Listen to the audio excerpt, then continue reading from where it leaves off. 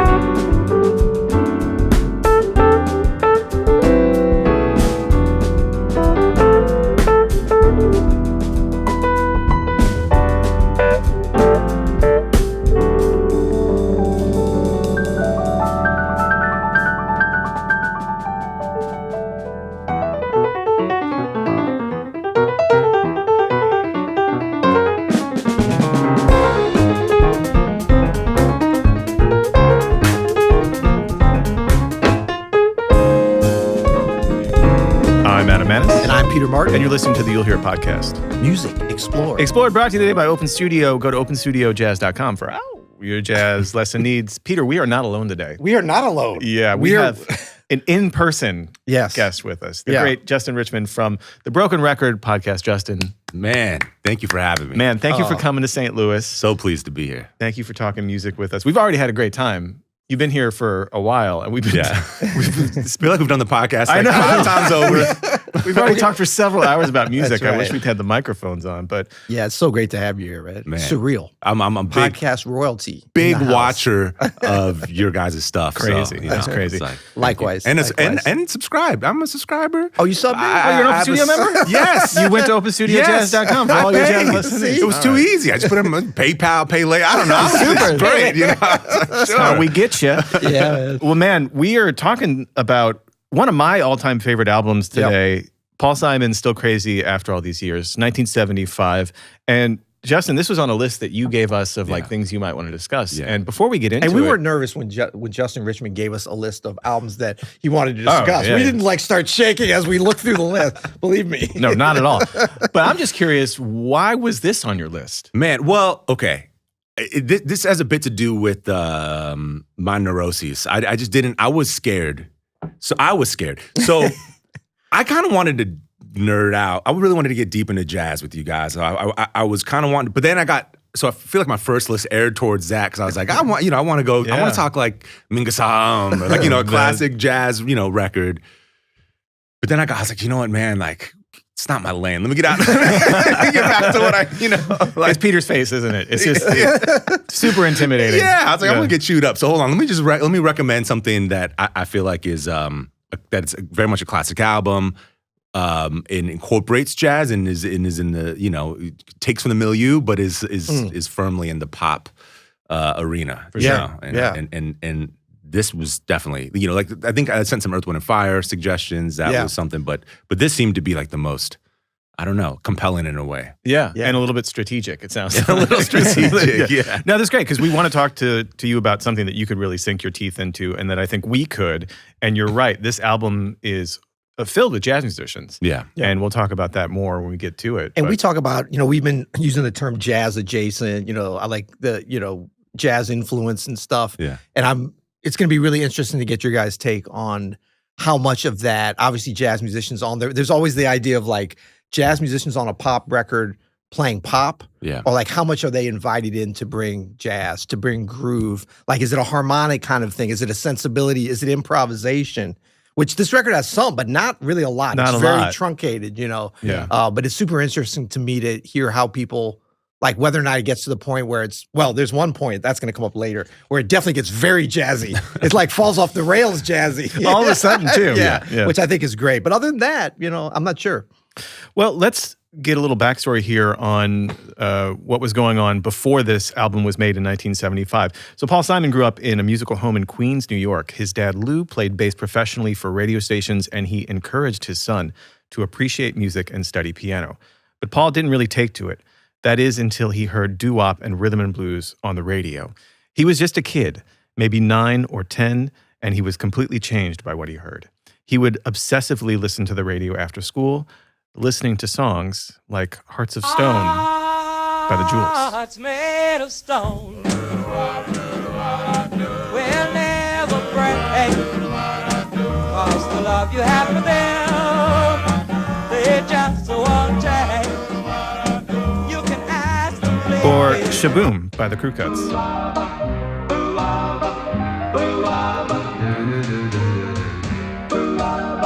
I love that sound. Or Good Night, Sweetheart by the Spaniels. Good night, sweetheart, it's time to go.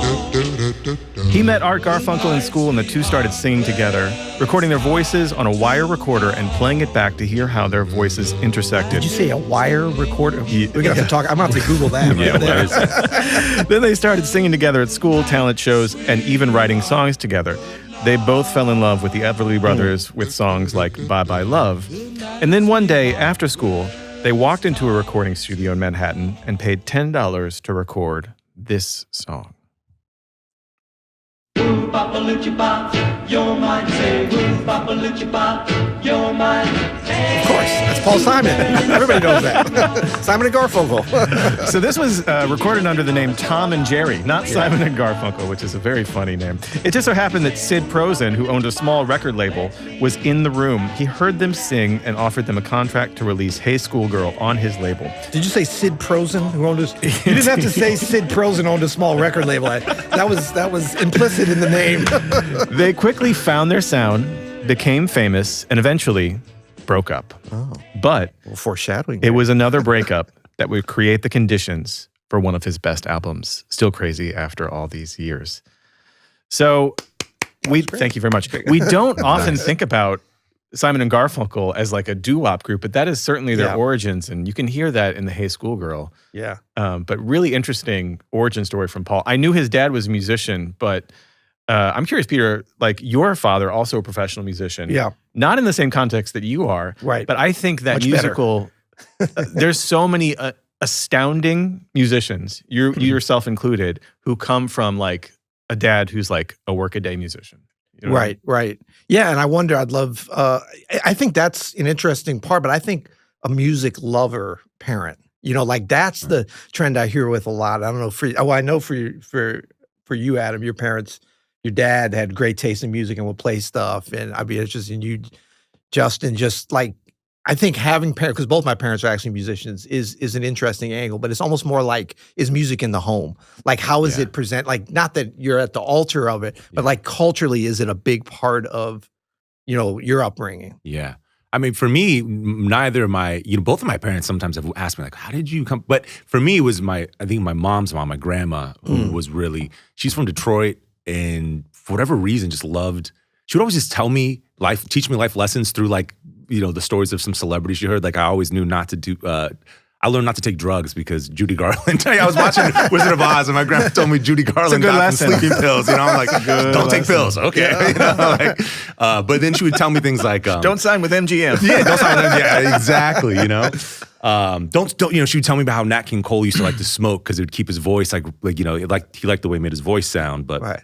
But that would died push from you lung cancer. Oh, okay. So then that was the flip side. Okay, so don't smoke, or she made me join the swim team because Frank Sinatra swam for like greater like lung. So my grandma just liked singers and would always like make me listen to things, and she'd tell me singers were trash or good. Yeah, you can learn everything about life in terms of like don't overeat. You end up like Pavarotti. It's a lot of that stuff. Yeah. So that, I think it was my grandma, and I hated vocalists growing up, but I've come back around to now. It's all I love it. I love vocalists. I love a good singer. Yeah. Well, I think too, like you hear the music, the doo-wop. I mean, obviously none of us, even me, being the elder statesman here, came up listening to that doo-wop style. But like I remember my aunt and my uncle and my parents too. Like they're more like classical musicians, a little snobby, but I think it's hard for us probably to understand the impact of that sound. I remember my Aunt Carol talking about Fats Domino, and like one of his hits would come on the radio, and like she was like, "That's when I fell in love with your uncle," and like just like that sound. And so I never realized that Paul Simon and Gar, but it totally makes sense. Yeah. Came out of that, but like it's got to inform everything that they did. You can hear that. Yeah. Like the constant harmonies and everything that they're doing is Simon and Garfunkel. A long way away from Tom and Jerry, Hey Schoolgirl. A little elevated. Yeah.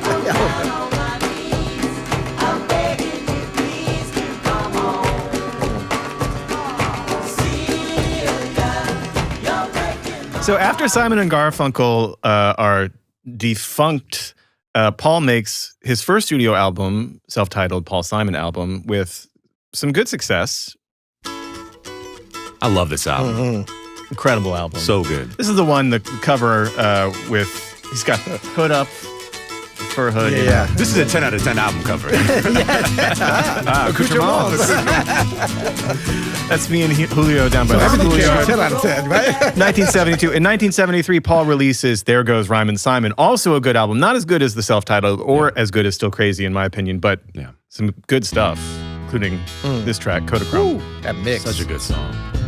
But as we're already hearing here in Still Rhymin', the sound quality for 1973, that's some high level. Yeah. When I think back on all the crap I learned. Is this the same producer? Is this Phil Ramone? Yeah, I was just wondering if it sounds like his kind of... Yeah. But I mean, Simon apparently was very... I think anytime, like you talk about the engineers and the production, and of course, Still Crazy, I think it was Phil Ramone and Paul Simon produced it together, but I think like you explore with Michael Jackson, Marvin Gaye, Stevie, like when you get that pristine sound, whatever the direction is, like the artist has almost always I mean, occasionally you'll hear about with artists like, I do whatever. Yeah. And then they create this magic, but they are usually very meticulous with how they want not only their voice, but the whole, the whole thing. Yeah. After There Goes Rhymin' Simon, by 1974, Paul and his wife Peggy had a son together, Harper, who Paul adored. His musical career had been a success so far, but he was still so sad and didn't know why. He was isolating himself from his family, spending most nights away from the house. One night he came home and hopped in the shower to wash off the sadness. He burst into tears, and this phrase came to mind: "Still crazy after all these years." Soon after, That was a productive shower, right? I gotta say, I wish I've had some dark moments in life. I never get a hit out of it. Well, that's Paul Simon for you. Soon after that, his solo album, There Goes Rhymin' Simon, was nominated for a Grammy for Album of the Year. He was up against Stevie Wonder's Innervisions. Never heard of it. Innervisions won the Grammy that year. This is Golden Lady from Innervisions. Imagine hearing this and being a working artist in this. We talked about this with Talking I'd Book. go into the shower and come up with nothing, man. If you're listening to Stevie here in this 70s run that he's on, you got to be like, well, I guess it's done. I guess music is over. Hanging it up. Yeah, we should all pack it in. And that's kind of what Paul did. One day he was poring over Innervisions when his wife reminded him it was time to leave. Paul didn't move. He kept listening. She reminded him again. Now he was feeling angry when she reminded him This is like my household, by the way. This happens in my home weekly. I'm amazed that I'm still married, man. He walked out the door and went to a hotel. That was the end of his marriage from Innervisions. Stevie Wonder broke up. I need to get some executive decision making, like, oh man. Well, think about it. Like everyone's like Stevie Wonder. He played pretty much every instrument. Well, he did everything on the record on Innervisions and Talking Book. Yeah. Except like background vocal. Well, he even did that. But he wrote everything, played everything, killed it, and was also like breaking up marriages at the same time. So Paul wrote the album Still Crazy After All These Years from that same hotel as he was divorcing his first wife. And he I feel ended like up... this was the Plaza Hotel. That wasn't on there, yeah, but I feel like for it sure. probably was. He ended up writing this. Wasn't the Holiday Inn at Times Square.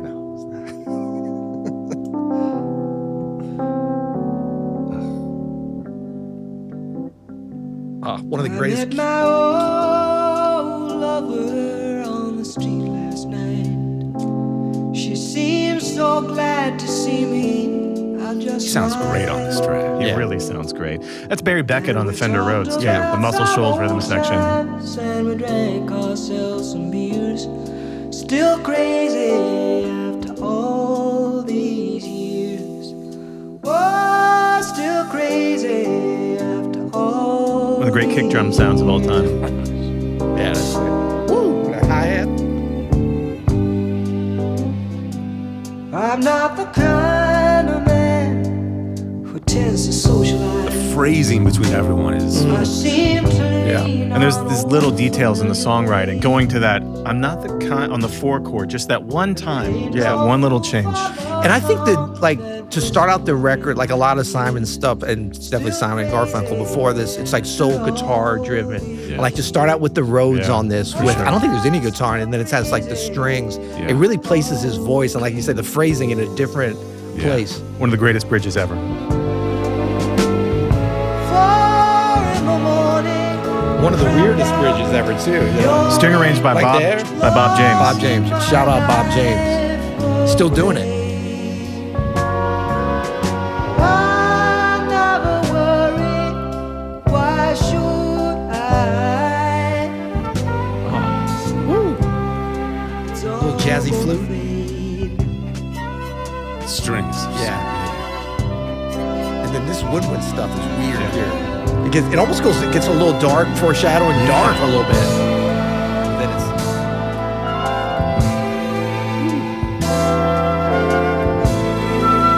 It's wild writing right there.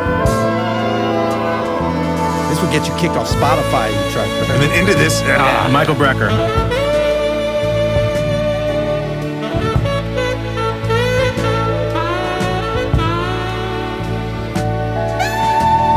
Fully earned the solo in this song.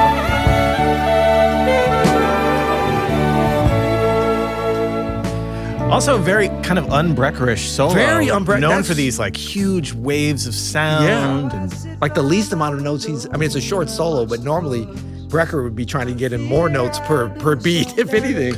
killing key change.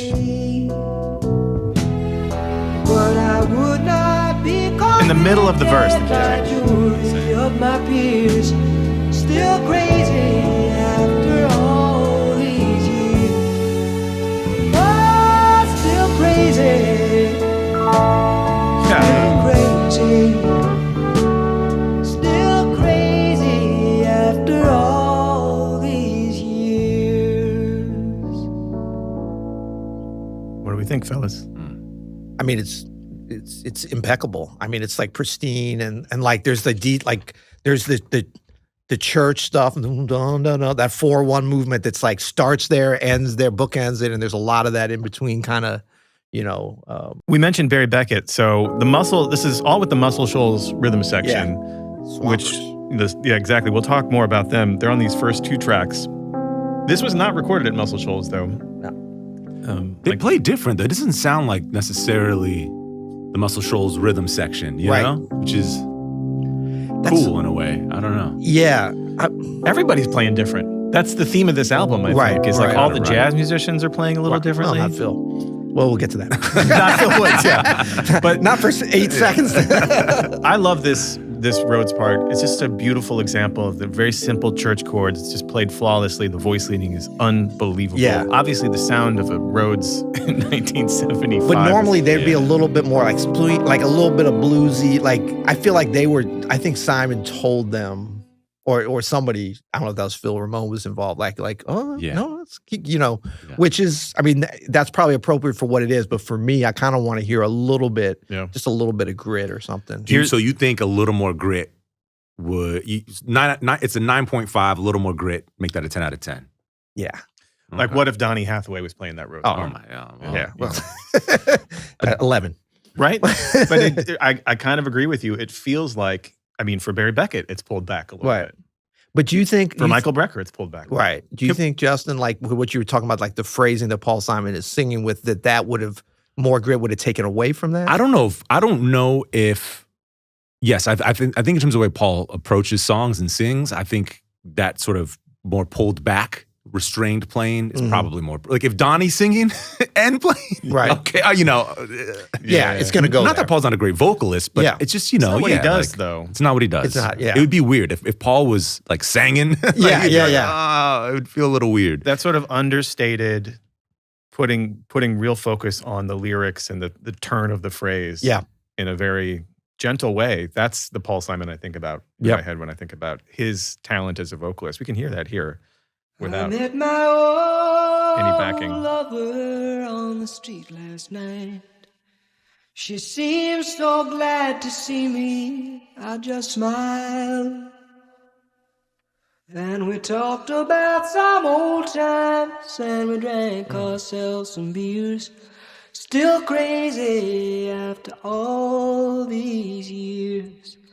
Oh, still crazy after all these years. It's like you're walking with a friend in the Upper West Side. Yeah.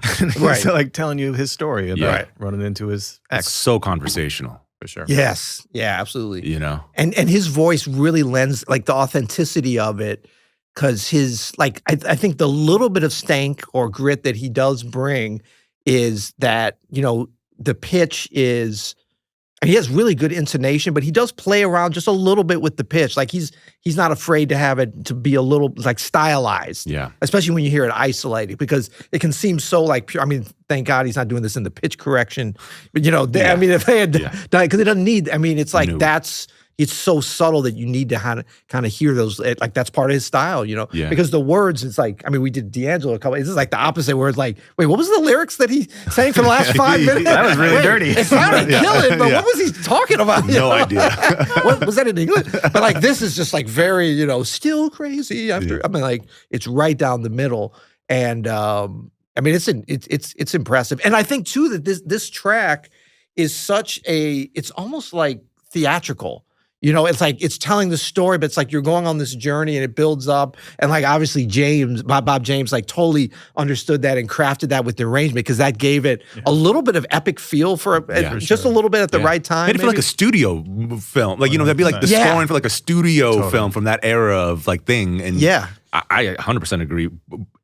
That mix of conversationalists with that drama or that theatricalness is, I don't know, that's top tier for me. Yeah. I agree. The back to the woodwind arrangements and the string arrangements from Bob James, you can hear that this was obviously put on, I think, after the rhythm section and maybe even after the vocals, because Bob James will do some things with Barry Beckett that you wouldn't put on a chart. Yeah. Like he follows his voicings, much like the Shirley Horn Here's the Life arranging. Johnny style. Mandel. It's a great example of how that can work really, really well. And obviously, Paul Simon just told him on the bridge, like, "Hey, Bob, that's your part. Go run with it. Run with do it. some weird stuff. You've got with the 20 oboes. seconds. Radio's not going to lose us. This is 1975. We're all good. You know? Again, the rhythm section is the Muscle Shoals rhythm section at the time. Barry Beckett, David Hood, and Roger Hawkins. You might have heard them on stuff like this. And that already has more grit. You Peter light up. My favorite bass line of all time, man. Should we just listen to this for the rest? No, it's not. I mean, that's how versatile they were, though. Ain't nobody crying. Rim shot is so good. Oh man. Ain't nobody worried. Ain't no smiling faces. Staple singers. I'll Man, take it's you like there, obviously. it was definitely the gospel influence, but it's like that southern kind of folky, but it's got a little bit of that new one, you know, it's just, those guys knew how to do it. So this album would be Simon's first solo album on the Billboard album charts.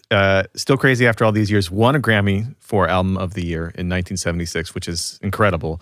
In his acceptance speech, he thanked Stevie Wonder, who didn't make an album this year.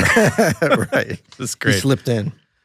And then that's just track one. Track two is we get a Simon and Garfunkel reunion with My Little Town.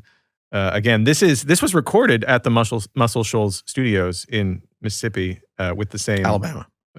In Alabama. Oh, no one's going to get upset about that. No one's going to get upset about that. This is, again, with Barry Beckett on acoustic piano, David Hood on bass guitar, Roger Hawkins on drums, Pete Carr on the electric guitar, David Matthews with the horn arrangements, Ralph McDonald with the percussion, Shout out Ralph McDonald, killing it on this record on a bunch of 100%. His own little accoutrements. They really do some cool stuff. This is My Little Town.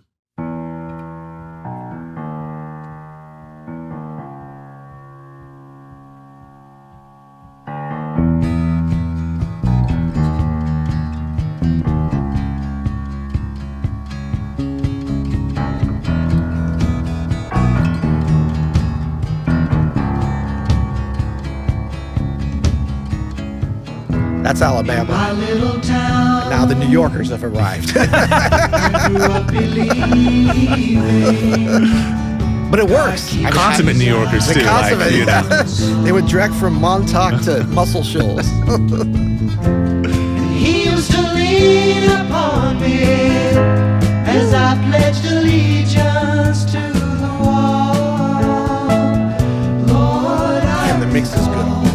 my little town, coming home after school, flying my bike past the gates of the factories. Oh, nice. My mom doing the laundry, hanging out shirts in the dirty breeze. And after it rains, there's a rainbow, and all of the colors are black. It's not that the colors aren't there, it's just imagination they lack. Everything's the same. Peter, what's the form of this verse? Well, you know what? You know what I think is great? I'm realizing, like, part of the genius of Paul Simon with his songwriting, and then how it's like actualized in the song and the arrangement, is that pacing, that breath. Like that's worked in. Like there are these odd, like little 2-beat things and stuff, but that works for when the lyric comes back in. The pacing of when you look at the chart, and I'm thinking about the meter. It's like, wow, that's weird. Why did they put that 3/4 in or whatever? But it works for the storytelling. And like highlights the lyric and the melody and the pacing. Such good storytelling. It's a through composed verse, but it pays off. Yeah. With this like just repetitive hook. Yeah. In my little town, We're somewhere else now. Yeah. I never meant nothing. I was just Different part of my town. father's son.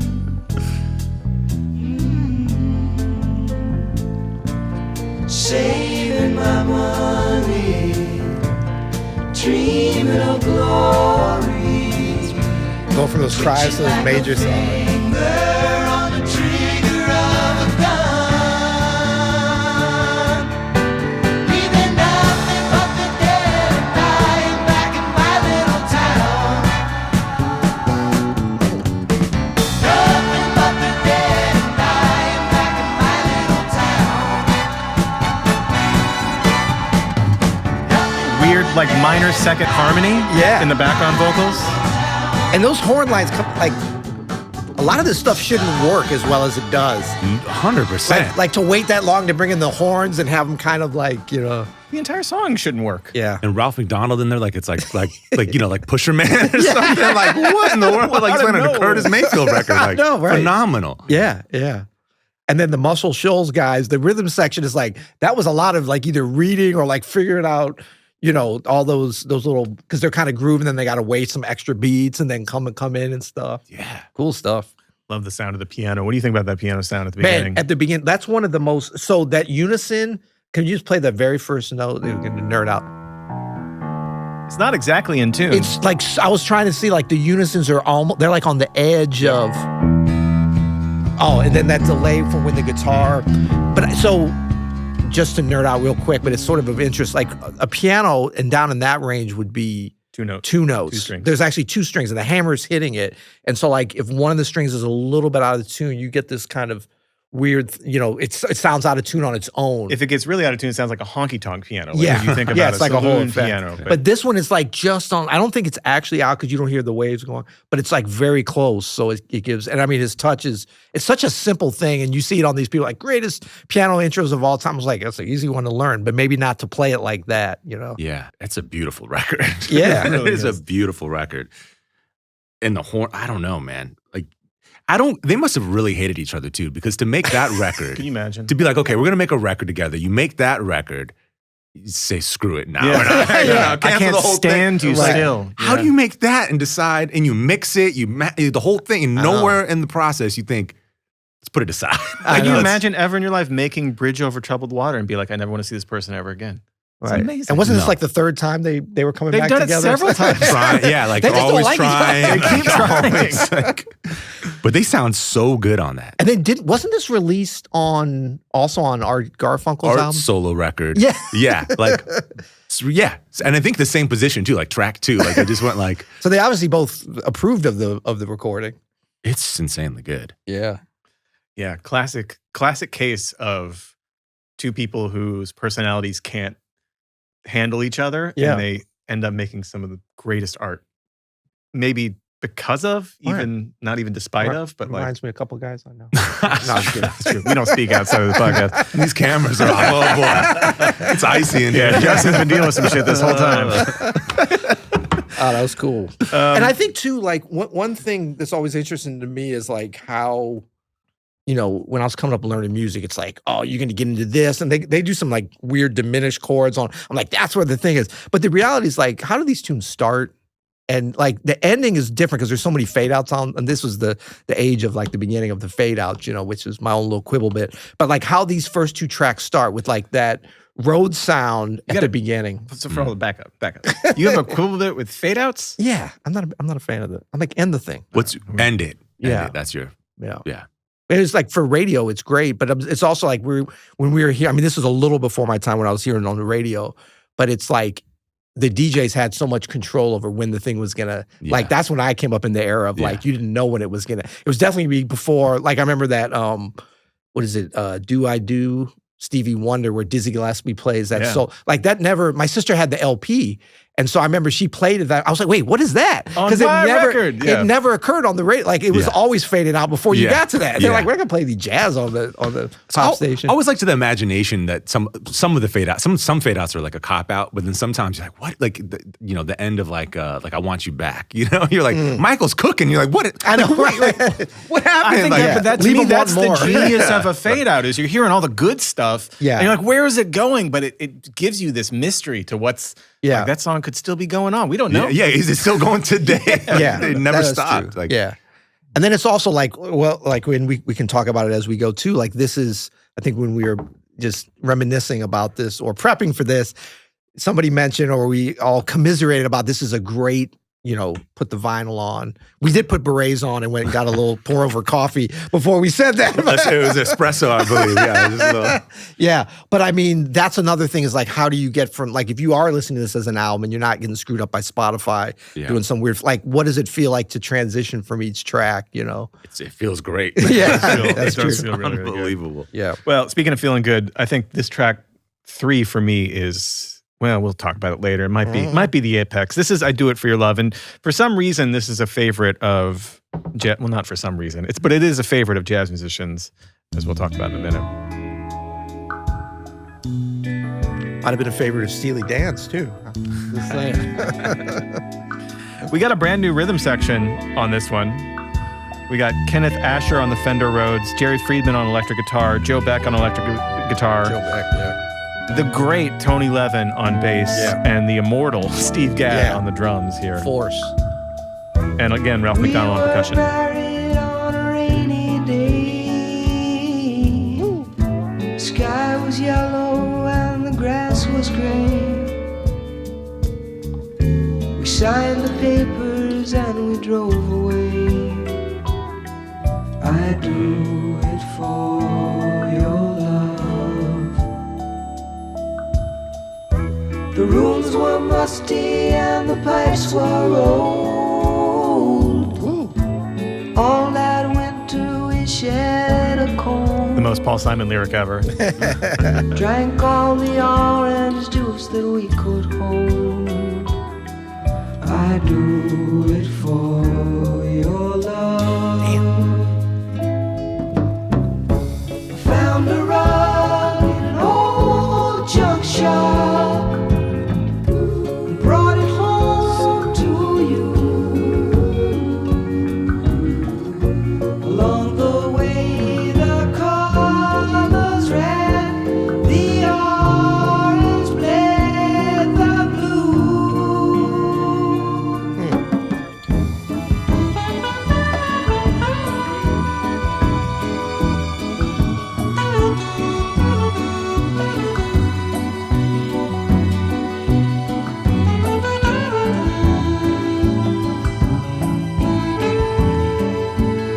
bizarre.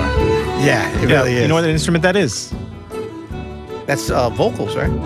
It's accordion and vocals from an artist right. named Sivuka. This is why jazz musicians like it. It's a long ass solo in the middle of the, the track. So an incredible song. Man, I was just thinking, like, I would have been scared. I mean, like, this is a really fun way to play on a studio record like this. And I can relate and think about things, but I would play the details. I mean, obviously with Paul's vocals and the backgrounds and the way he's, I mean, it's like everything is perfect. I don't think it's antiseptic, but it's like very much like, I feel like if I played one little, I think I'm going to do this, like you fuck the whole thing up, Yeah. you know? You got to fall in line on this. You got to fall in Yeah, line. Yeah. And I think maybe now I'm feeling like the Muscle Shoals Rhythm Section moving to this one because there's a certain stylized way that the album is produced that it kind of works. Because normally you start shifting rhythm sections, you know, on track 3, their cohesion but it's totally cohesive flowing into it. Yeah. The most Paul Simon lyric that I think has ever been written, besides maybe like Mississippi Delta shining like a national guitar, is the rooms were musty and the pipes were old. All that winter we shared a cold, drank all the orange juice that we could hold. I do it for your love. Just that little glimpse of a daily life that is unbelievably beautiful song. Yeah. Yeah. Just the mundane, whatever. Just, you know, and it's like, but when Paul sings it too, it's like, oh, man. Right. Super difficult to land that and not be super corny. And he does it. Yeah. He pulls it off. Yeah. Is this a good time to bring up, I have a question for you guys. Okay. Is this the ultimate sad boy album? I mean, he was going through a pretty hairy divorce. Yeah, I think so. It is. It is. Yeah. But this is the best. This is also like the platonic form of that. You know, it's like if you're gonna do a sad boy album, do it tasteful. Right, you know? right. Yeah. Yeah. Like, you know, Put a bunch of Fender Rose on tape. And don't ever call her out by name. Like, exactly. Yeah, exactly. And then throw an accordion's vocal solo. You're right, you know, right. Also, I think Bob James, I was listening to some of that harmony. I think he might have had a little something to do with some of the composition. Yeah. At least some of the, I mean, I guess that's technically not the songwriting. That's like the harmonic arrangement, but I'm hearing some stuff in there. Which would make sense. I mean, he's in there. You know? Bob, if you don't know Bob James, you might know him from this. I mean, who doesn't know Bob James? But great jazz pianist as well. I mean, incredible jazz pianist. Yeah. Bob James, incredible pianist, composer. This is Angela, the theme from Taxi, TV show Taxi. And super sweet, nice guy. I met him when I was in high school. And he was... I think I've ripped that off in so many songs I've written over the years. Don't worry, you're not alone. No, I met Bob James, shout out Bob James, when I was in high school. And I was at this like band thing in Texas. Same day I met Roy Hargrove. Wow. He was in high school too. But Bob James was just like, I would assume he came over to me after he heard our high school band play. He was like, yeah, you sound good. He's like, I'm Bob James. I was like, damn. Yeah, but it's just one of those guys that, you know, it's like, you know, he could have been like, yeah, you sounded like shit. I'm Bob James. I would have given up music. Yeah. I would have been like, you're great. I guess I'm in the wrong field, you know. Did you know it was Bob James before he said he was Bob James? No, because he was so self-assumed, you know, Yeah, I mean, yeah. just so like, just like, hey, you know, I'm like, why would he be here? But, you know. So I Do It For Your Love was covered by Herbie Hancok on his 2005 album Possibilities. It sounds, With Paul Simon. With Paul Simon. Yeah. It sounds way different. Yeah. Actually, Paul asked him to do it in a minor key Yeah. and to do it on just one chord. And Herbie's like, I don't think we can do that, Paul. Yeah, Herbie's like, I can play one note here. I'm going to put a bunch of Herbie shit on top, which is exactly what happened. That's exactly what he did. So it's just piano, percussion, and Paul. It's like Ravel, Herbie, Paul Simon. Like that's the... Yeah.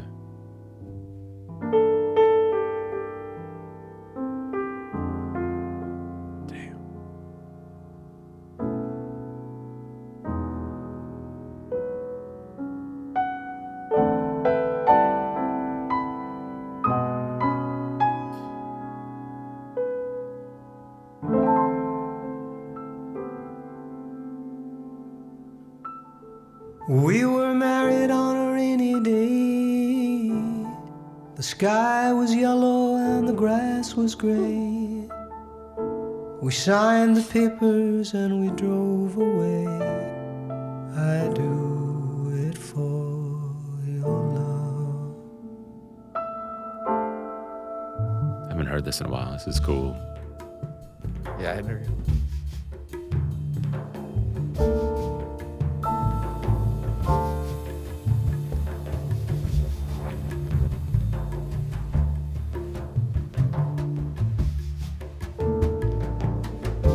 The rooms were musty and the pipes were cold.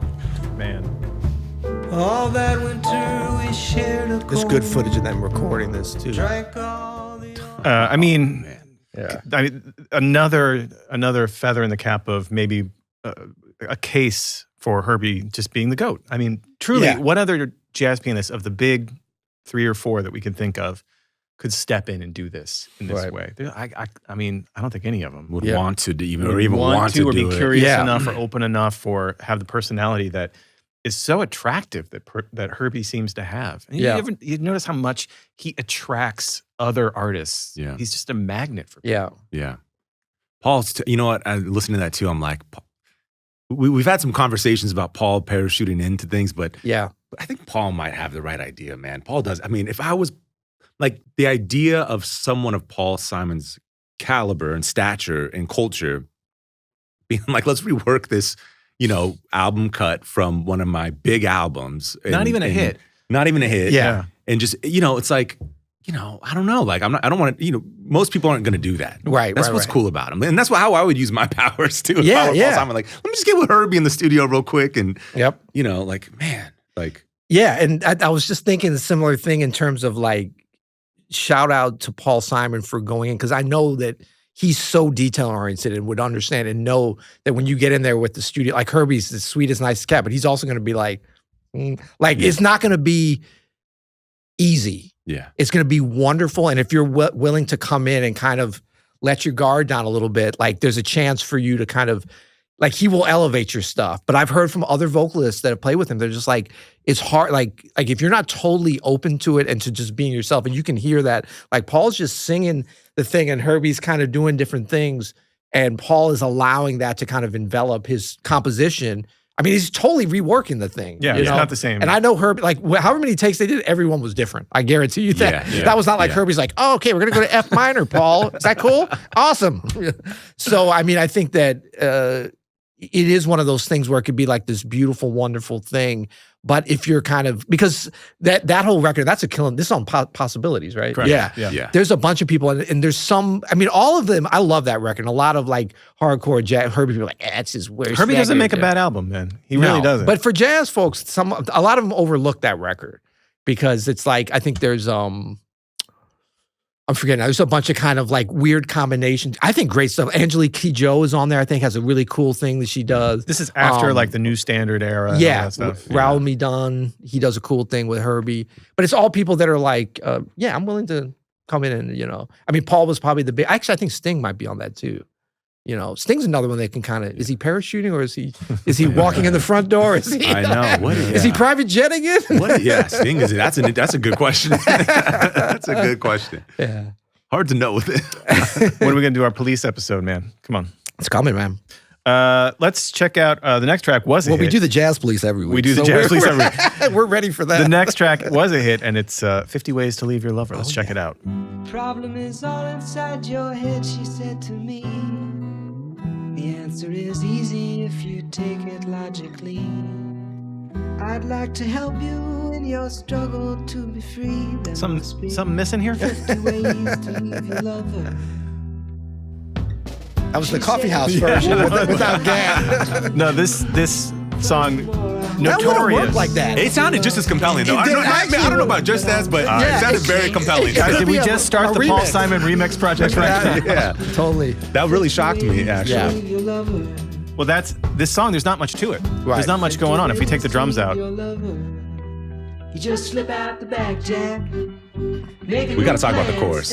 I know, man. One of the weirdest transitions ever, man. It's like two different. I mean, It it's is like, too different. It's like a lot of a lot of people hate like or talk about Ozzy's what is that Crazy Train. Crazy Train, like yeah, the yeah. transition Yeah, from the right. intro riff to like the Right. verse. Yeah. That's one of those, man. Yeah. It's sure. very, very jarring. So the chorus came out of a fun rhyming game that Paul was playing with Harper, with his son.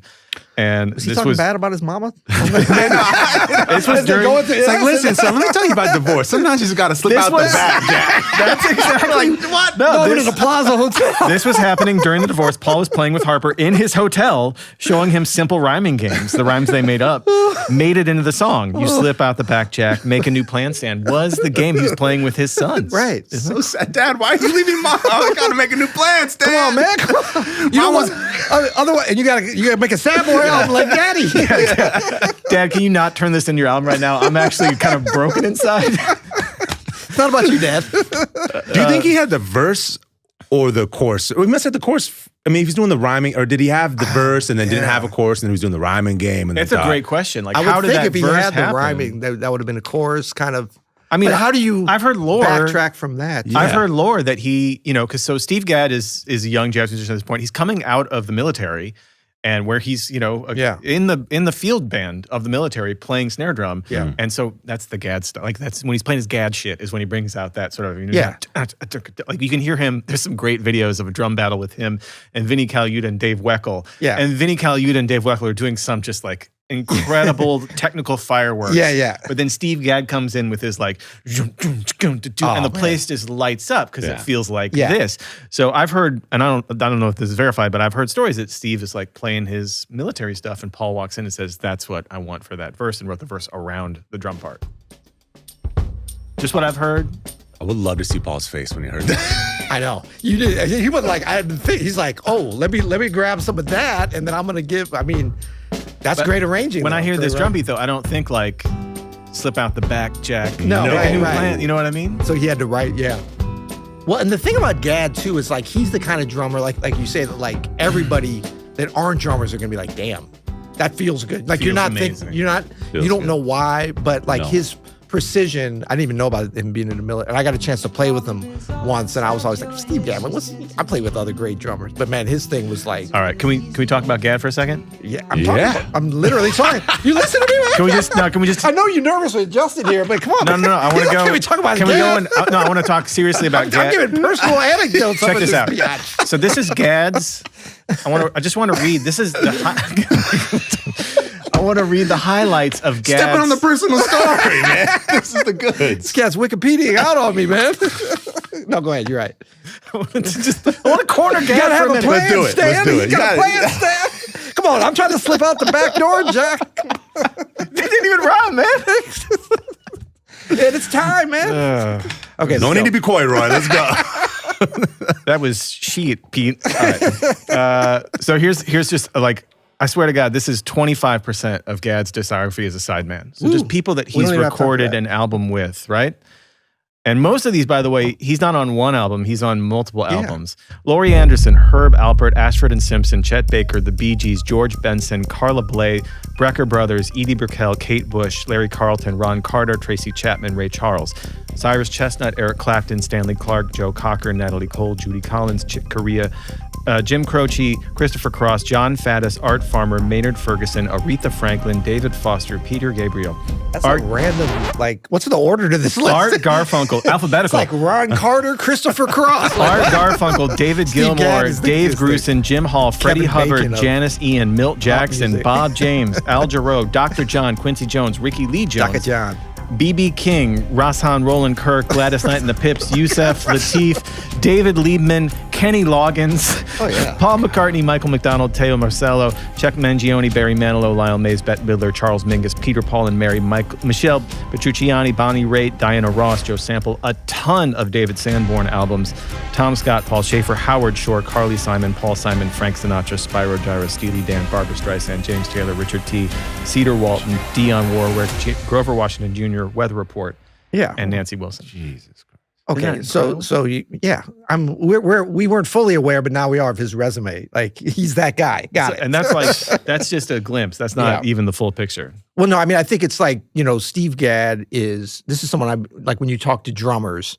He's not necessarily like your average drummer where they're going to talk about him first, but like the great drummers that I know, like the jazz drummers especially. are like, he's that guy. You know what I mean? So like the more, because I mean, his technique is so high level that like, what do they call it? Like, you know, he's like a player's player or a coach's coach. Like we're the ones who really know, but also, you know, he makes all these artists, you know, want to call him back because. It's wild too. Like Mingus played with like one drummer his entire career. Like, you know, it's like Danny Richmond and then it's like, and Steve Gadd? Like, on a very strange record. You might have found the only artist that wasn't on that list, Charles Mingus, right? No, he was on there. Oh, he was on there. That's why I was like, that's why I was like, I never would have known Right that. next to Peter, Paul, and Mary. All three of them? No, it's an insanely varied group of artists. And just, I mean, of the last part of the 20th century and the early part of the 21st century, it's like incredible. And he's on, it's not just like he's just on, you know, Bonnie Raitt. He's on like Streetlights. Like he's on like some of the Lorne, iconic. You know, like, it's the Steely Dan, you know, the incredible solo. And, it's on Asia. You know, You listen to that and you listen and you're like, that's all of 70s and 80s radio. Like that, he just owned the radio. Like, and so think about the influence on the drummers today. They came up listening to that stuff, the top guys and gals. Like this is, you know. Yeah. Guys, let's do one more track. Wait, can I say one more thing about Gadd? Yeah. Please. How do you own... We're in Gadd Corner, by the way. I made sure I wrote it off. For Gadd let's go right back real quick then, because how do you own a record in that way on an album? And then you just, I don't want to say he doesn't disappear, but then you just kind of like go back to, you know, like you don't, like, that is like the genius of that guy, I guess. You know, like that you could just, on every song, I'm sure you could have done that to every one of these. Right. He's like, well. Yeah, this particular moment when it starts out. Yeah. Yes. We got it. That was all. And this is the one that needed it. Right. I'm going to step up a little bit and then I'm going to go back to. Again, tastemaker. He's a tastemaker. It could be like validating the story that is in my conscious about the part of this song, whereas he wasn't intentionally putting this as the part to shine. Yeah. He was doing this just warming up as they were getting ready. And Paul Simon was like, no, that's going in. Yeah. But everything he chooses to do is very subtle. Subtle. I mean, his own parts are super, and they are on that whole discography I just mentioned. Yeah. And I think that's why he gets hired so much. He sounds incredible. The pocket is deep. Yeah. And he just adds the right thing at the right time and nothing more. Yeah. You know? Okay, great drummer that listens, you get gigs. How many drummers have a part that they probably get sick of being asked about? Like the way, like us, like, you know, like Paul McCartney must be sick of like, whatever, all the Beatles questions. Like, how, like he's just got to be like, I don't want to answer that anymore. You know, the like 50 ways. Yeah. Oh yeah, I'm sure he's just like, I mean, I do other stuff. Yeah. I know, and then if he's ever in a situation where there's like drunk dudes who are like, do the New Orleans thing. Yeah. Probably just smacks the shit out of him. It'd be fun to follow Steve Gadd around NAMM with a camera. Oh my God. I would avoid that if I was him. I know. Well, plus, I think, too, people are always just like, what was that kind of snare? Like, because drummers, it's like a lot of them, especially at the lower levels, it's all about the gear. It's like, well, how did you record that bass drum? Well, you got a fucking killing-ass drummer named Steve Gadd, and then you put some mics up and make it sound like what he's playing. You know? Yeah. All right, guys, let's do one more track here. We're going to do Peter's favorite. I think I'm going to say this is Peter's favorite. I don't know if this is your Desert Island, Pete, but I'm guessing it's this. It's not, but it was on my list of them, possibly. Oh, is it? No, I changed it up. Yesterday it was my birthday. Shampoo, a Desert Island movie? No. I'm not a hater, though. My life's a mess, but I'm having a good time. It's Bob James on the roads on this one. Yeah. This is weirdly in 7. Yeah, 1, 2, 3, 4, 1, 2, 3. I should go to bed, but a voice in my head says, oh, what the hell? Have a good time. But that's 8. And now we're putting. Have a good time. Valerie Simpson on the backing vocals. Man, one of the great background vocal lines. So simple.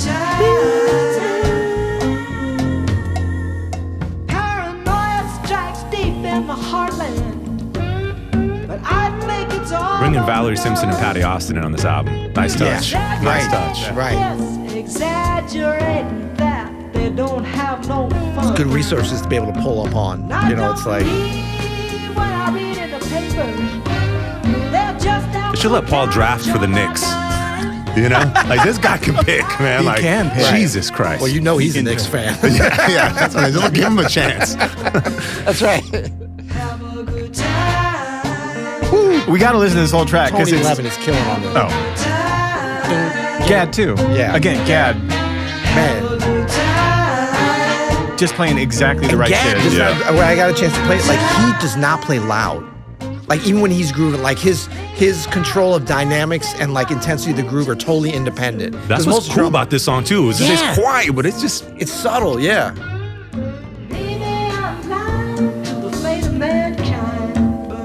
That diminished chord is weird, man. not a lot of loud moments on this album. Right. Not at all. Sad know? boy. Sad boy. Yeah. I like this line. God bless our standard of living. Let's keep it that way. Damn. That's a divorce line too, actually. Oh man. You know? Hopefully for both, but you know, we're not sure.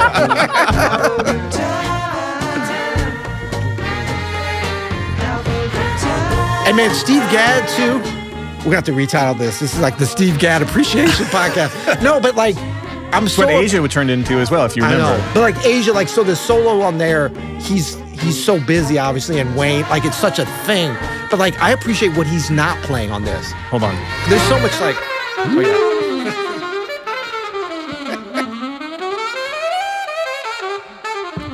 Phil Woods. Phil Woods.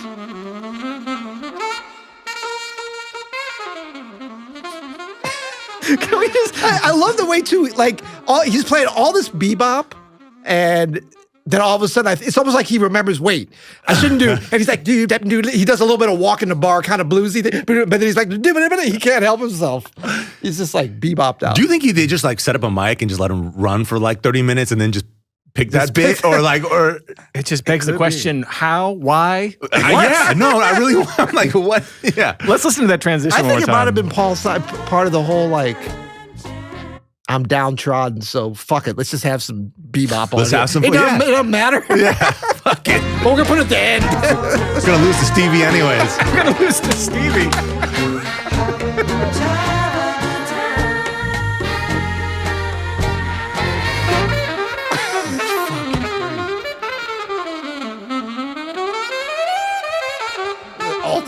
Diminished scale. This is when the record label guys were like, "Wait, what?"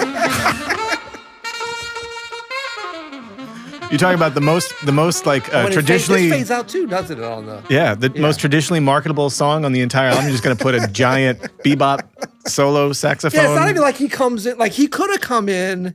Well, first of all, Phil Woods would not necessarily be the guy. Like that's his kind of playing. You know, he came up as he was one of the Charlie Parker acolytes, and it was like bebop for life. You know, but he could have come in over that groove, that 1 to 4. 1 to 5, and kind of or even Brecker or Sanborn for sure. Sanborn would who's have on crushed something that. else on here, but not soloing. So it's kind of cool that they have him doing his thing, even though it's just like, what the? Yeah, for sure. And I love bebop, but I'm like, How do you think this album has aged? I mean, because it won Album of the Year in 1976. I remember growing up, and this was a big deal album in my parents' household and their record collection. I remember being in love with it from the time I was a kid. look how respectful he's like his parents. He wasn't his household, my parents' household. Well, no. This is definitely one of those albums that was like I inherited. So it's your parents' record in a way, if you're a certain age. Well, for Right, sure. For me, it was because my parents got married in 1975. Not divorced, still going. And for me, this is something that Wait, what year were you born? 78. Okay, cool. Yeah. But I don't hear people talking about this as much. No, but like, yeah, it is weird because this is in my mind, like, because I came of age at a time. I feel like, we're all in the last gasp of like boomerdom, where like we're seeing it in real time. Like boomers go from like the heroes of like culture and society Live to long like, enough. live long enough to become Right. Yeah. And you're like, whoa, but and it's funny, like Night Game is on here. Like I have this theory that I'm just gonna workshop here. Yeah. That like peak American culture is like 1935 to 2005. And it's like 1935, you get canned beer, night baseball games, and like Monopoly. And then like I like where this is going. and then you kind of like get this like thing, and then like peaks right around like 1970, and then you just kind of like this long tail down to like iTunes 2005 and like whatever else. And boomers are such a big part of culture. So they, you know, like in my mind, this is like an unassailable album. Like it's like you can't say anything bad about it. But it does feel like as boomers have lived long enough to become villains, it's like this album is now, it's gone from, you know, maybe overrated to like to underrated. I think it's underrated now, you know? It is quintessentially a baby boomer expression. Yeah. Yeah. Yeah. It's how a baby boomer literally deals with his divorce. Yeah. Yeah. And it's a really interesting take that you would not see a similar expression today from the generations, the subsequent generations. This is the most boom. We didn't talk about Your Kind, but this is the second to last track on the album. The lyrics, you're kind, you're so kind, you rescued me when I was blind, and you put me on your pillow, you know, whatever. You're so good to me, you introduced me to your neighborhood. Seems like I ain't had so many friends before. It's because you're good, you're so good. Why don't you treat me like other humans do? It's just a mystery to me. It gets me agitated when I think that you're gonna love me indefinitely. So goodbye, I'm gonna leave you now. And here's the reason why I like to sleep with the window open, and you like to sleep with the window closed. Just go talk to a therapist, Paul. But that level of pettiness. Right. Like, it's like you're building up to this beauty, and it's like the windows. That was just that. That's like, I don't know, that's boomerdom in a nutshell. Yeah. It's great. Yeah. It's a great call. Wow.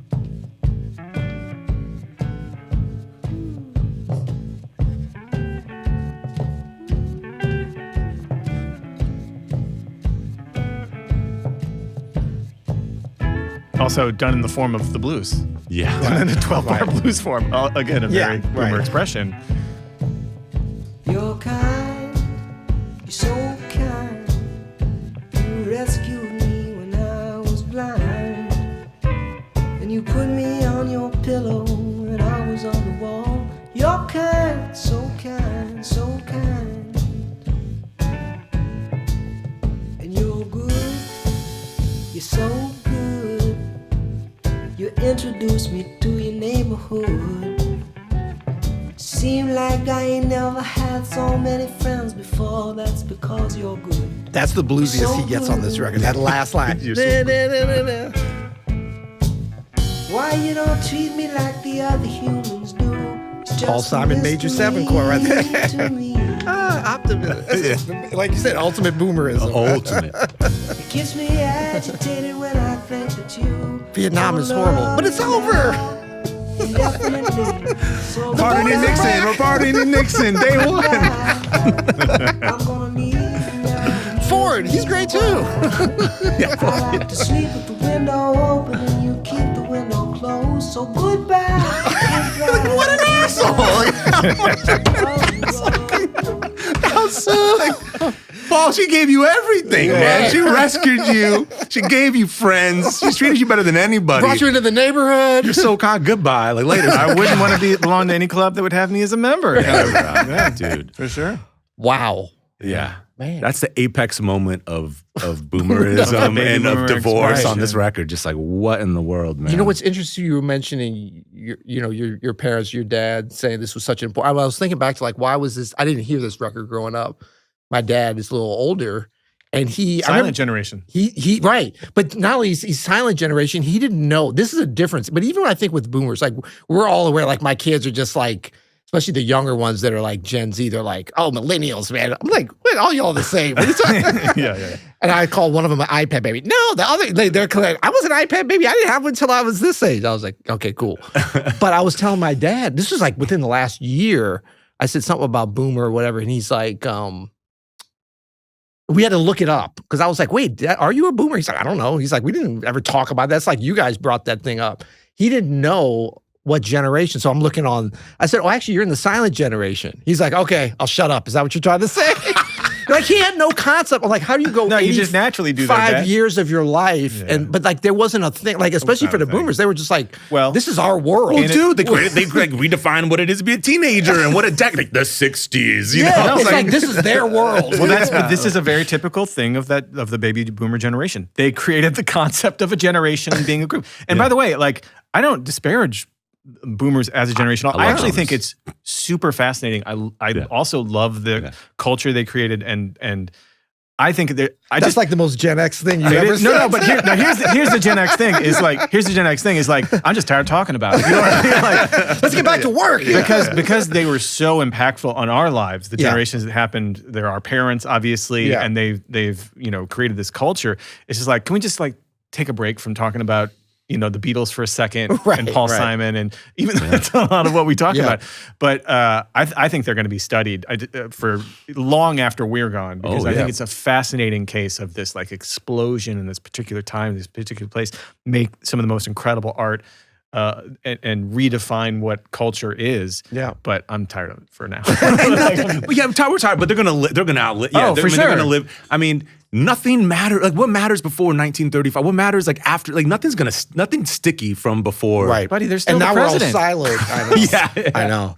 But they're still president. There's still president. Yeah. Yeah, and I think that like this, and we always get knocked for like we hitting so many records in the 70s. Sue us. There's a lot of great records from that time. You tell us what's sticky after whatever exactly. Well, we were talking about it earlier. We had a list, but it wasn't like the Steve Gadd list. Bro, teenage and 20-something boomers were an unbelievable force of nature. Yeah. Incredible. And I mean, look, there was also a lot of luck. Like any kind of like generation or culture or country or people that like hit on something. Like it's like remain humble and realize that you were at a time when like records and radio, it was pre-internet, so like there was technology, everything kind of lined up. You won the war. You live in you didn't have to go to war, but you won the war. I guess you had to go to Vietnam, but but not if you were rich. Not if you were rich. Most of the boomers that made the culture didn't go. Exactly. And I mean, also, like you said, like we have great standard, good old USA, great standard of living. Let's keep it. Yeah, let's keep it that way. Yeah, for us. I'm talking about going till now. The wealth divide and everything. So I mean. Crypto, babe, on the way out. Just gonna pump up crypto. Let's go. Well, got 500 years. Let's go. We'll see you guys later. Last gas. Fuck the dollar. Who needs it anyway? Like, what? Right. That served us well. Now we're gonna fling it up for all y'all. The dollar, now the dollar. I got all the. I barely got some savings. Now dollars don't matter. I need crypto. I give up. Meanwhile, Steve Gadd still there. Oh my God. What a pocket, though. What a pocket on those guys. Oh, incredible. Rolling Stones selling out stadiums. No one else can. God damn it, man. Guys, Desert Island tracks on this one. What are our votes? Peter, what do you got? So I've got 50 Ways to Lose Your Lover. I think it's just like, sometimes on these I like to go anti-establishment. And after just the last 5 minutes of talking, I kind of wish I had a little bit more. Bring out your Gen X quality a little more. Yeah. But now I'm gonna fall in line like I should, Gen X. And I mean, look, that's like, to me, that's the track that there's super interesting stuff musically. Gadd's just killing it, of course. But it's also like, I mean, it's that because look, I don't know if you've heard how we do this. Adam kind of likes to use this as a catch-all for whatever he missed earlier in the episode. I use it literally as if I'm stuck on a desert island and I can only have one of these tracks, what do I want it to be? So that would be it. Yeah. Very subjective. Just sell me out, man. Sorry, man. Justin, that's what we do to each other. Justin, what do you got for your desert island track? I'm gonna treat it like Peter. Like if I was really stuck on an island, what song would I want to hear repeat? Because like I think My Little Town is my favorite. Yeah. But 50 Ways to Leave Your Lover, it's like, I don't think I would ever be bored of it. 50 years later on an island, I'm not gonna be, that's the mood of being stuck on an island, really. Also, could you imagine the rhymes you can come up with stuck on an island? I know, with that game. You'd have 50 courses of, like. And it's got such diversity in terms of palm like, tree? It's almost two tunes, It's is. like the minor, then it goes to the it's really like. So I also think about this as what I would like to listen to on a desert island, despite what my co-host says. And I picked I Do It For Your Love. I have been in love with that song from the first time I heard it, and I still am. Okay. Apex moments on the album. What do you guys think? What you got, Justin? You know what? I'm going with the writer of Mr. Magic, Ralph McDonald on My Little Town. Just getting into that, like that little section of that with the horns. And I don't know. It's just unbelievable. But it's driving it forward, man. It's like, but the bridge on Still Crazy. I don't know, man. I'm gonna go with that moment at the end of My Little Town. Nice. I'm going with the bridge on Still Crazy from the Bob James arrangement into the Brecker solo. I think is my favorite part. Okay, so we're gonna change what you have written here. Gotcha. What are you talking about? I got Brecker. Oh, you got. Oh, got you. Got you. No, but you A lot of animosity in the you buried the lead. This is a glimpse into the off-camera situation Exactly. here. No, this is why we don't talk. Usually we shield it. We got royalty in the house, which kind of threw me I off gotta my get out game. of here. We're still holding the grudge from the Louis Armstrong episode, so go ahead. That's right. I mean, I got Phil Woods.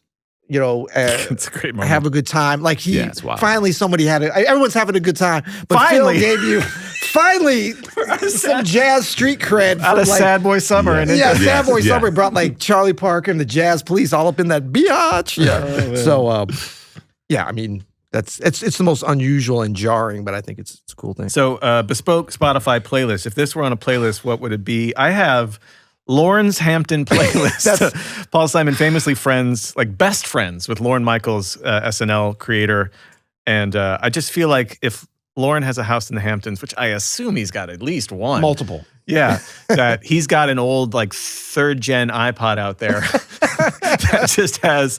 It's It like just has wired it into just the- says to Lawrence the Hampton Sonos. playlist. It's mostly Paul Simon and Rolling Stones, but yeah. And then wasn't there a connection with the first Paul Simon appearance on SNL in that first season? Well, so yeah, My Little Town. They do My Right. Little Town on the very second episode of Saturday Night Live second ever. episode, Yeah. right. Okay, so for bespoke Spotify playlist, I have full disclosure here.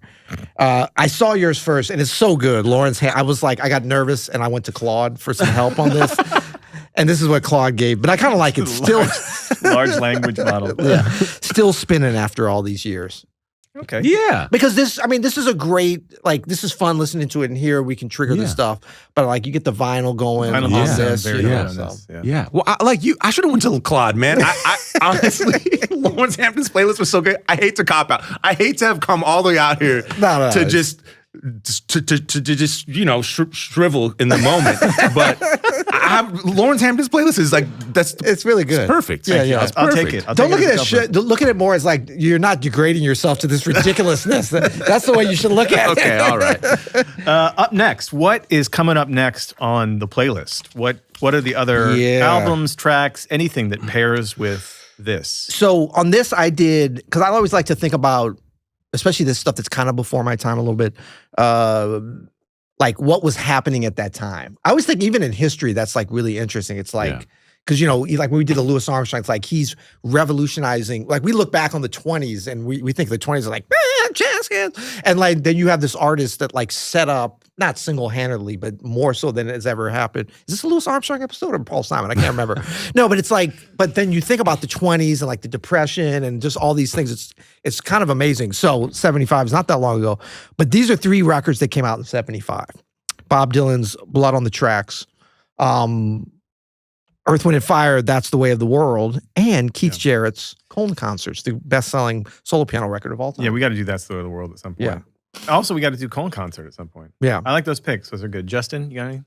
I went with CSN's 1977 self-titled, just because it felt like it'd come on, after we listened to this on Lorne Hampton's Hampton playlist. Yeah, it makes sense. On Lawrence Hampton playlist, I want to hear Dark Star by CSN. Right. It's a yacht vibe. It's a yacht vibe. It is the yacht vibe. Yep. I'm gonna go Innervisions. I'm gonna go I want to listen to this album, and then I want to listen to the album. And then you're going to divorce your wife. You're going to slip out the back door. I love, the classic is the Pet Sounds, Beatles playing off each other, but I love stories like this where someone who I think is a top tier artist hears another top tier artist, feels challenged and inspired, because don't forget, Paul Simon at this point has made some bangers. It's not like he's just an aspiring artist. Yeah. He's already been through Simon and Garfunkel. He's already made the self-titled album. He's already made Here Goes Rhymin' Simon. And he gets beat by Stevie Wonder, and he gets super into Innervisions. And just like how we were talking about, I have this vision. I don't know if this is true, but I feel like when Stevie made Talking Book, I can hear Let It Be on that. I can hear Stevie listening to the Beatles and being like, I can do that, but better. And I feel like this is Paul's, maybe not I can do that, but better, but his answer to Innervisions and his thoughts about it. Not that you could ever compete with Innervisions. Yeah. But Paul's not scared to go to the mat. Right. Sure. Right. And I really like Yes. that thought that these 2 albums were one after the other, at least in Paul Simon's mind. Yeah. That's great. It's a great pick. Yeah. Quibble bits. Anything that you want to quibble with on this I one? notice you guys don't have I'm gonna anything go. written You know, here. we talked about this a little bit, but this is a front-loaded album. Yeah. Like the first side of this record is incredible. The second side is you know? It's kind of like Yeah. Boomers. Yeah. The first half of it was Man, boomers are taking strays today. we don't want to generalize. I'm just wondering, like, could they have? But wasn't this the era of the front loaded? for like sure. literally the We like talked about it for the Asia. I advantages. have a fix for this though, and this goes to my quibble bits.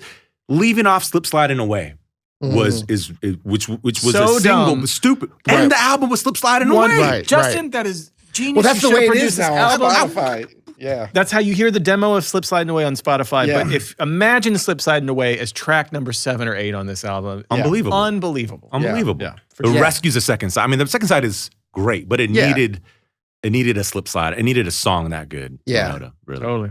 Great call. Yeah, and Here I we think go. it's just like it's the whole thing of like we talk about the advantage of technology at this time and like, you know, just to be able to write stuff like this and have people's attentions and ear for a huge album like this. Yeah. But there is another thing of like the turning over of the record. Because I remember like certain records, like it was just like, nah, you don't, and that was okay. Like it was still worth the $7 or whatever. Yeah. But, and that's why I think like Steve, like you talk about certain records, like Stevie had that run where it was like, it was you talk about the apex moments on the middle of the B-side and stuff, especially if you're into music. Like that was an exciting thing, but that was not the norm. So quibble bits I have, and if you're, feel free to pause this or fast forward this for some folks if you don't want to hear this. Well, how would you know? Because you I haven't love heard it this yet. setup. Where are you going, man?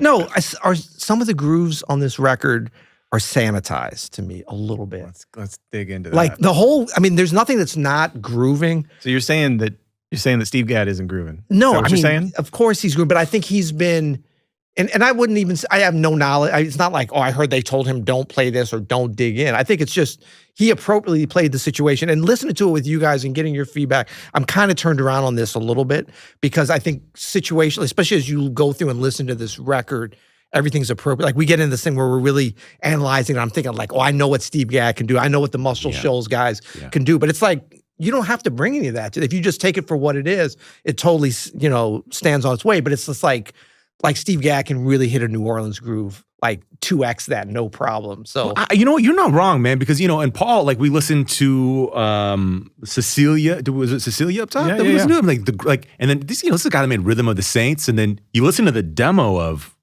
Gone at Last. yeah.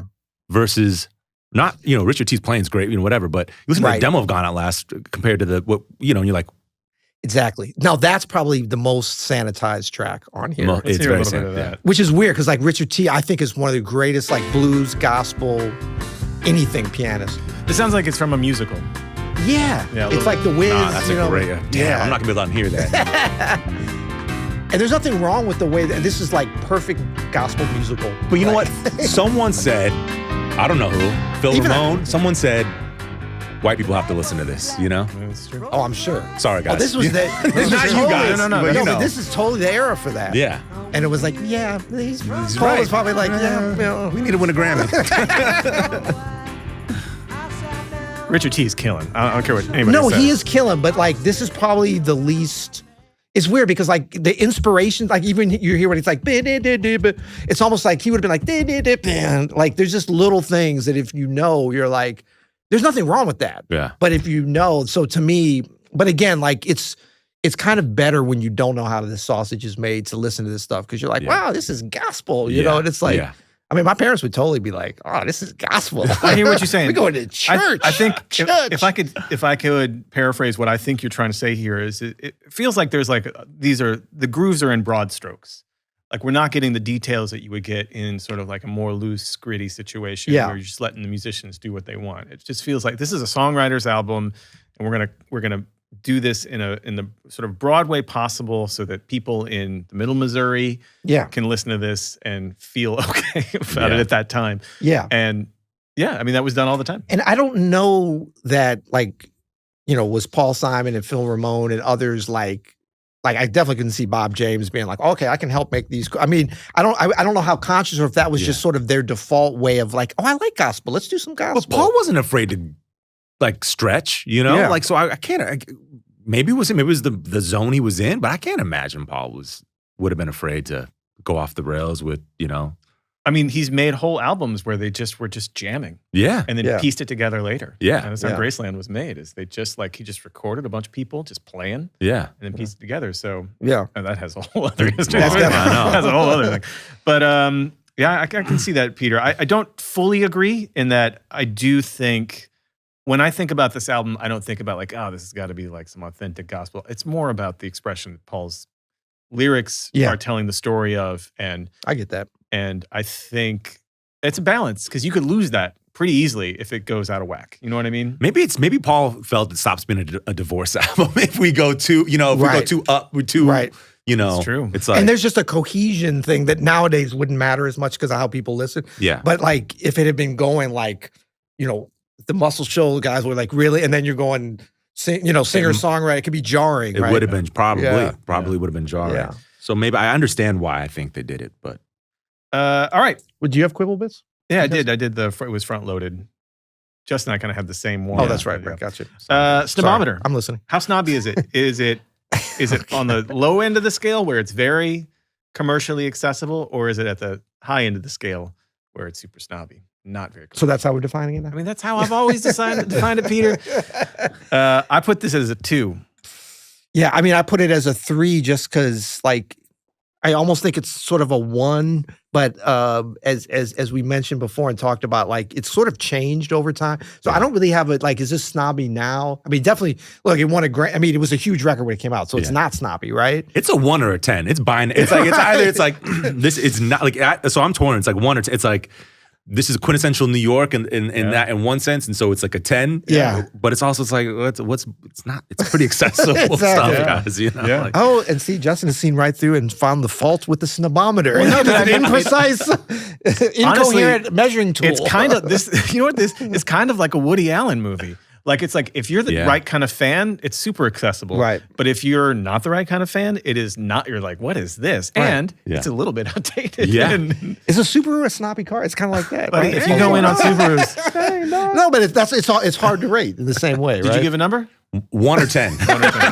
Don't know. So it's a 5. So I've fallen into that. that. Well, that's what I did. Okay. But he gets mad if I give it a 5. I still think it's a 1 or a 10. Yeah. Well, that's why sometimes I think 5. the same 5. thing, so I'll average it out. Okay, so 5. I'm saying 5. I mean, this is fine. so classic Snobometer right now. This is just perfect. The Snobometer snub. Is it better than KOB? Is it better than Miles Davis's 1959 masterpiece, Kind of Blue? You had maybe. I did. I know. I was about to say he changed it. He changed it. I don't want to curse on here, but I was messed up about that. I thought When I saw about it, that. and I was like, I was surprised. I knew he liked this record, but I was surprised. I just thought about it some more. I've been listening to it, obviously. You had an exclamation point after maybe too. Well, only because that's been a thing of me. I usually get on Peter always does maybe or Yeah. like even. Okay. He doesn't like And when I say so maybe. I never do it, but I did it first. I did move to no into the no category. Okay. I just think it's just not as good of a work of art as Kind of Blue is. What had comes you down- considering it as? How important it was for me as a musician. Okay. Like, again, I learned that Rhodes part on like one of the first things I transcribed that wasn't jazz. So was that's how we're deciding if it's better than I think KLB? It's like how much stuff we learned off of? No. If Or it's how personally, I have a personal connection to it. Okay. It means it has meant a lot to me. that's almost, Even as a songwriter of I occasionally do like to write pop songs, and Paul Simon is like my number one for learning how to, because he does a similar workflow that I do, where he apparently does melodies syllabically first and then writes a whole form around it and then inserts a story later, which is, by the way, insane for how great his stories are. Like, usually when the lyrics are that good, it's the other way around. To reverse engineer. He's like he would be a Sudoku master at filling in blank spaces because he's just so good at that. And so it meant a lot to me personally. So yes, but I did move it away because I am a rational human being. Gosh, now I feel bad. I don't want to give you a hard time. No, I was thinking the same thing. I remember that I saw that maybe. Yeah. Because I was surprised. Y'all are relentless. What you got, Justin? Better Say than hell no. Hell no. Hell no. You know what? Hell no. I had a strong no. I had a no with the exclamation on another record. I got to be more confident in that. Yeah, hell no. I mean, it's just That's our first hell no, and is it better than Objectively. But I like it because there could be a hell yes, which would be like a 11. Like, oh yeah, that's way better. we could have a whole meter. It could be like no, hell no, Hell maybe. hells no. Yeah. Is even I guess Dude. stronger. Yeah. F no, you know. But okay. Accoutrements, album cover and whatnot. I have a 10 just for the mustache. The mustache is good. I have a 9, and I probably would have done 7 or 8. The reason I did 9 is because I know I'm starting to see. I didn't realize how influential this style is right now. Like, there's a bunch of people kind of, and it's come and gone a couple times with having the little picture within the solid background on the cover. Yeah. I'm seeing that, so that I don't know why that would push it up higher, but it seems like it would be important. I'm gonna say like 4. I like it. And like on one hand, personally, I like it. I think it's one of his best. I still think the self-titled album cover is better. Incredible. Mhm. And then like Bookends is like a great. But so if we're including Bookends- Paul, Bookends is an Garfunkel, all-timer. It's an all-timer. Yeah. So it's maybe like the 3rd best. But like it might be partially like it's not like it's just not in your face enough that I wonder if that's why the album is, for casual listeners, I think if you're pulling something, if you're going to pick a Paul Simon album off of like whatever streaming, like, I don't know if that album cover is going to like, and it might be why it's aged not as great as it maybe could have. I mean, it's aged sonically very well. Yeah. But in terms of like in the popular imagination of like what a great album is, like a more like iconic, Right. like, cover that pops. It's definitely not made for like a little thumbnail. No. It is definitely not made for that age. It's made for a 12-inch Yeah. LP Yeah. cover. Yeah. I think what I like about it is, we're talking about the divorce. We're talking about what personal things that it means to Paul. It looks like someone snapped a photo of a guy trying to look happy when he's going through some shit. You know what I mean? It totally does. Like, he's grown a mustache. Then he has like He's grown his hair out. a cowboy He's hat definitely on. going through a He's got breakup. like an Indiana Jones. He's got an hat. Indiana Jones hat. But he's This from is- Queens. It's like This is a man who he's is living at the plaza and he's cosplaying like That's a his divorce guy. like, I'm He's gonna got get it. some chicks He's now. got a new apartment full of IKEA furniture that he just got. He's grown a mustache and his hair out. This is He's a guy reading going Nietzsche through it. in his apartment. And He's got reading Nietzsche in his apartment. Yeah. He's read about 70s swingers. He grew the mustache. Yeah, He's like, that's wait a right. second. We're going for it, man. It's a subculture here. I'm on Right. Oh, yeah. Well, I think that also this is such a great reminder, and thank you, Justin, for being here and bringing Yeah, your spirit, like Man, your good to be here. and having listened to you so much, like your approach to like music appreciation and like connection is so deep, and I think. We go into that and then we'll get pulled out with like, oh, the A major 7, bro, high five on that. But I mean, it brings back, and like what you were saying too, it's like the personal connection with these things Yeah. guides like the accoutrements, Yeah, right? yeah, Like yeah. that, yes, we could sit here and be like, well, the design is not according to the standards of whatever. But like when you learn a chord or like you're going through a divorce, I mean, could you imagine if you were going through your own breakup at the same time and you lived in New York and you like to wear Indiana? Like you would connect on that. You'd be like, that's my man. But I mean, you would, and you're trying to keep your standard of living going. It's just, Yeah. Paul probably got some high fives walking around the city back then. For sure. Yeah, but I mean and then the music, I think more than holds up in terms of that. And then if you have that connection with it, even more so. So it's been Yeah. exciting for me to like just experience this with you guys. This is you were talking about Woody Allen. This is I don't know. Like this is a Woody. I don't know. Like that's just final thoughts is like, yeah, that is the greatest. Like it's masterfully made. There's almost nothing you could nitpick, but you can nitpick. But it's like it's like Precision. it's great. It's Yeah. a great album. Yeah.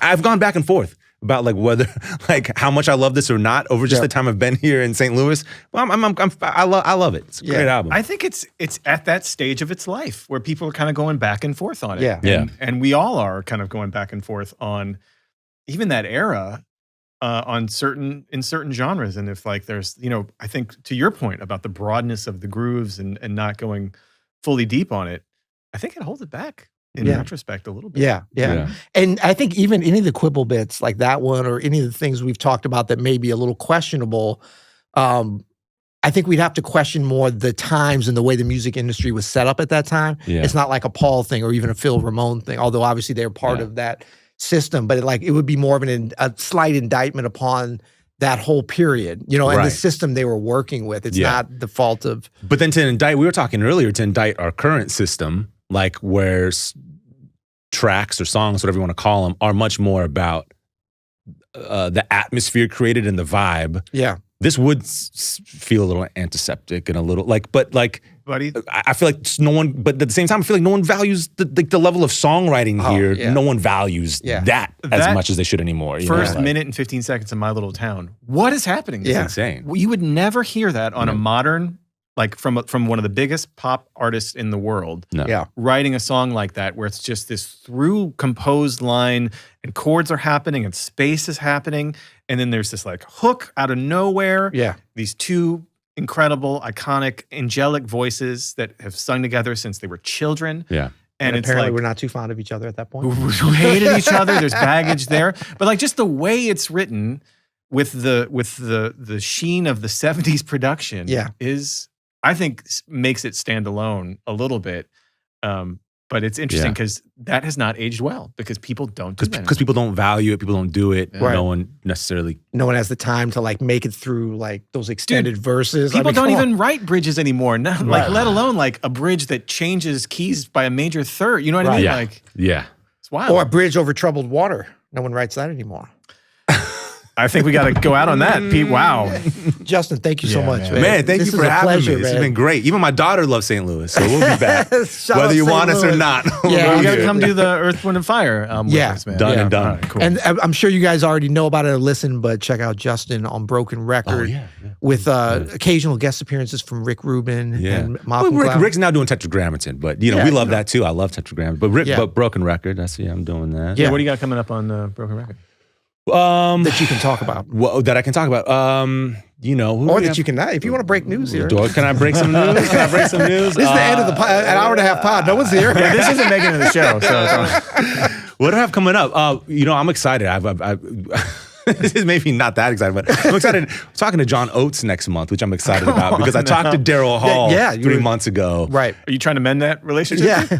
Are they talking? I'll say there's not. I thought like when I was talking to Daryl Hall, and I love both of those guys, but when I was talking to Daryl Hall, they got to bring up.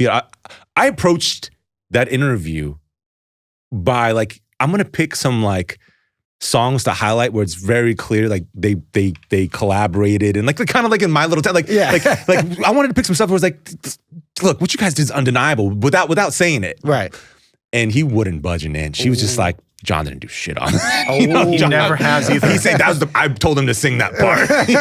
He never wrote anything. Like I think he wrote half of that song. But no. So I am gonna I'm gonna pull some quotes from my Daryl Hall interview and read them back to John and see what he thinks. Oh, it's amazing. That's gonna be great. So I'm excited to do that. And other than that, man, I got a kid coming, so I'm gonna take a little break. There you go. I got some other fun stuff. But who knows? Just listen. Yeah, that's right. Yeah. Good. Well, man, we appreciate you, and this was fun. It's good to be here. Yeah, Thanks, guys. Till next time. Boom.